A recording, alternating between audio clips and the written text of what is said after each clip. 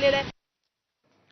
एकीकडे राज ठाकरे आणि उद्धव ठाकरे यांच्यातल्या युतीच्या चर्चेने वेग घेतलेला असतानाच काँग्रेसने मात्र मुंबईत एकला चलोरेचा नारा दिलाय। ठाकरे बंधूंच्या संभाव्य युतीमुळे नाराज झालेल्या काँग्रेसच्या शिष्टमंडळाने थेट सिल्व्हर ओक गाठलं। वर्षा गायकवाडांच्या नेतृत्वाखालच्या शिष्टमंडळाने शरद पवारांची भेट घेतली आणि काँग्रेसची स्वबळाची भूमिका पवारांना समजावून सांगितली। सोबतच काँग्रेस आणि राष्ट्रवादीच्या नैसर्गिक आघाडीचा हवाला दिला। मुंबईत काँग्रेससोबत जायचं काय असा निर्णय घेण्यासाठी शरद पवार पुढच्या आठवड्यात बैठक घेतील अशी माहिती वर्षा गायकवाड यांनी दिलेली आहे।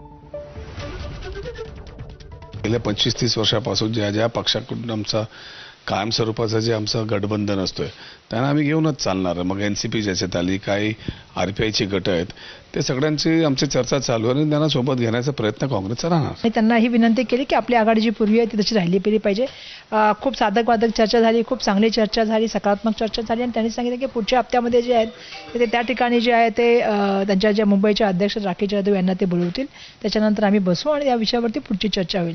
मागील काळामध्ये सुद्धा आम्ही 227 सीटा लढला, त्याच्यामध्ये ज्या काही सीटा लढल्या गेल्या त्याच्यामध्ये काही सीटा ह्या शरद पवार यांच्या एनसीपीच्या होत्या ना। मुंबईमध्ये शरद पवार साहेबांकडे मी गेलो, त्यांच्यासाठी आमची बोलणी झाली आहेत। नेक्स्ट वीकमध्ये आणखी मीटिंग होणार आहेत। मुंबईमध्ये जास्तीत जास्त सीट काँग्रेस लढणार आहे। तर शरद पवारांसोबत काँग्रेसची भेट झाल्यावर खासदार